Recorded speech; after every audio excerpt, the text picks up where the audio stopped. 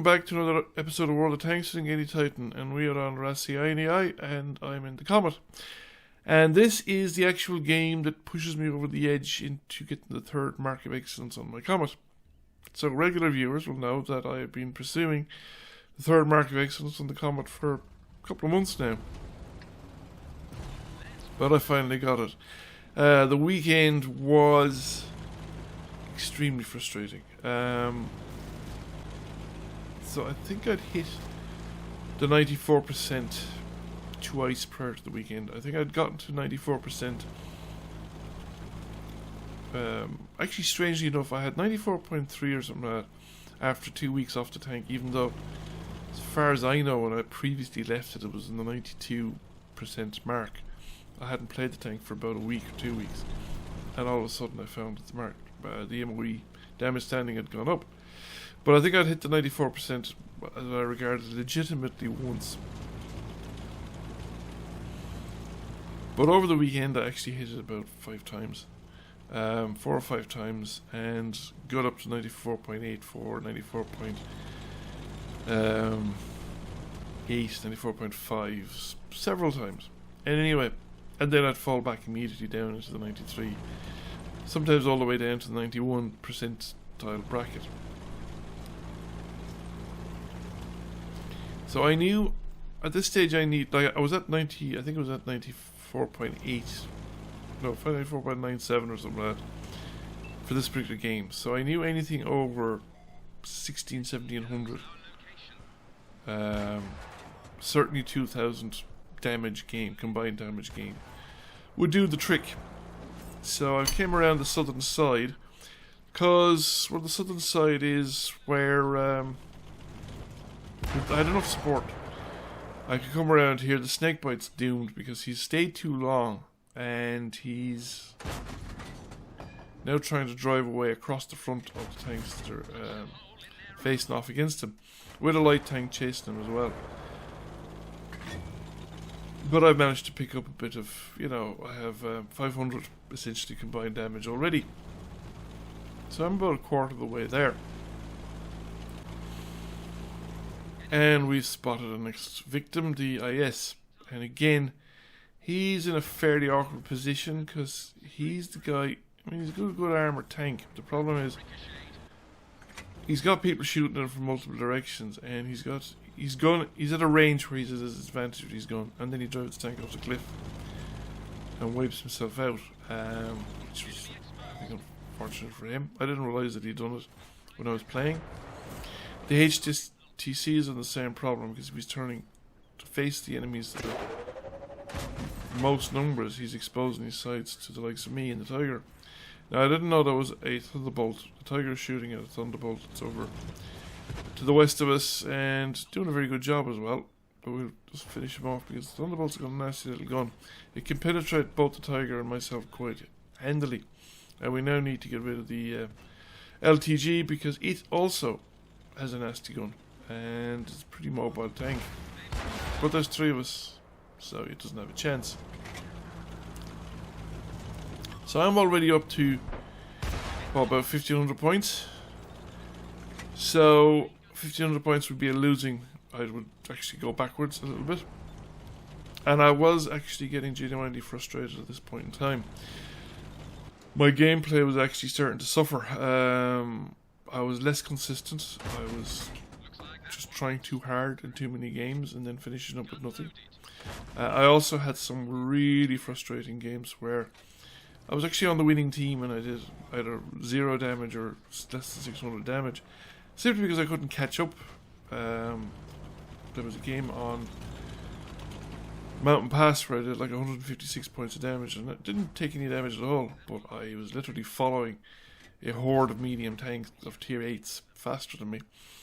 Out the main pass, across the frozen lake, up into the enemy base. I got maybe 10 shots at something and most of them just bounced. Anyway, the Tiger P is again doomed. And I pretty much have what I need. Now, this is a bad position to be caught in. This is the worst possible thing that could happen. to me on this game, and in fact in hindsight I should have gone right into the high ground. But I thought I'd take him. I probably would have taken the what do you call it, the Sherman, the Easy 8, except for that damned artillery.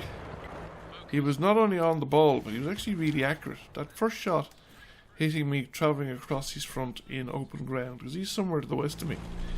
I would say directly west of me, somewhere around the spawn point. And the reason I'll say he's directly west of me, because he's going to get me in a minute, in a few seconds, which you wouldn't if he was where I would have positioned myself. But anyway, although he might have. But he's somewhere around J1, K1, K2. Probably K1, but anyway. I'm gone. And the rest of the game I didn't really follow.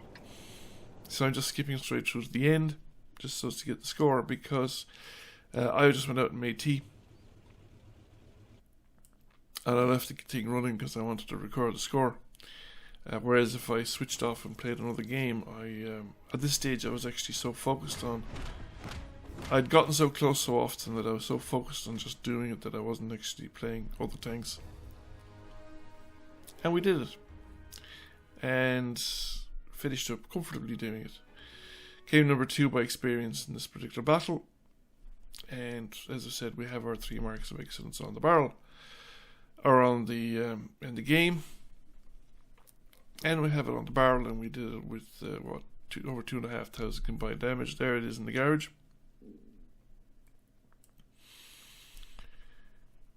In reskin for Halloween, and we switch around to a game that was a couple of games earlier, which I thought was actually quite an amusing game.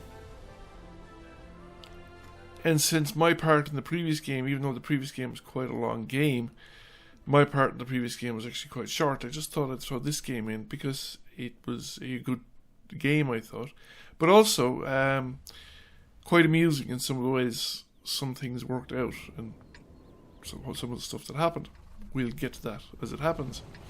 So we start off in Liberty Falls. There's no way, it's tier 7, and I don't like, I'm top tier. I'm perfectly willing to push in a Comet when I'm top tier, but there's no way I'm pushing up along the 9 line. Not in a Comet, and certainly not when I'm trying to get a 3rd mark of excellence, because depending on what you run into, you're frontally exchanging fire with stuff, and there was a time the Comet was better at it, particularly on a ridge line, but it's not as good as it used to be, and there's some pretty tough, well, there won't be tier 7s, I don't know any tier 7s that I can't, except maybe a Tiger Porsche.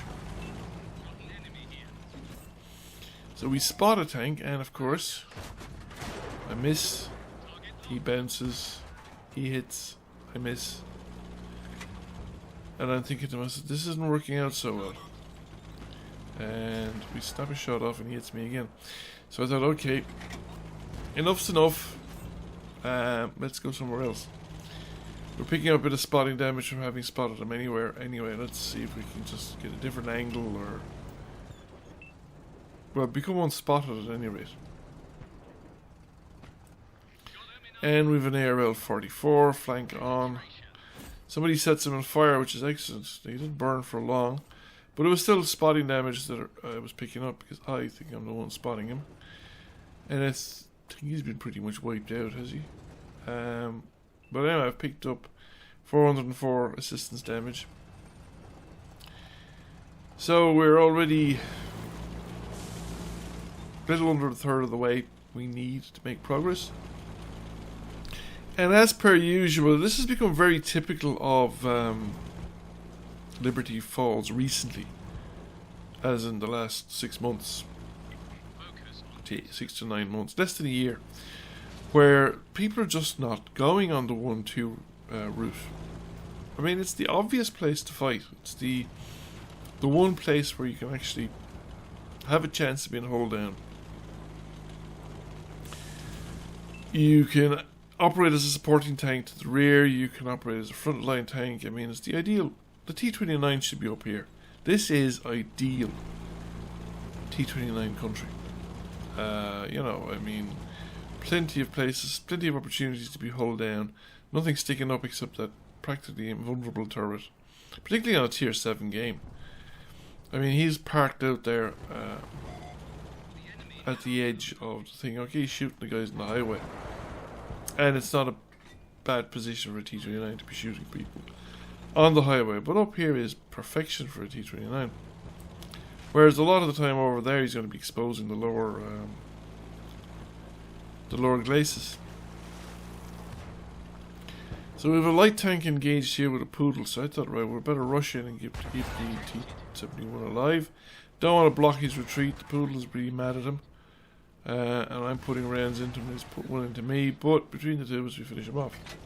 Or the three of us. Because there's another guy joining as well. And there's just the T-150, and I reckon the three of us, T-150 is toast. He's hitting my tracks and stuff like that. He doesn't have the accuracy, he's auto-aiming. He's gotten some damage, but like we've surrounded him. We're beating his turret rotation.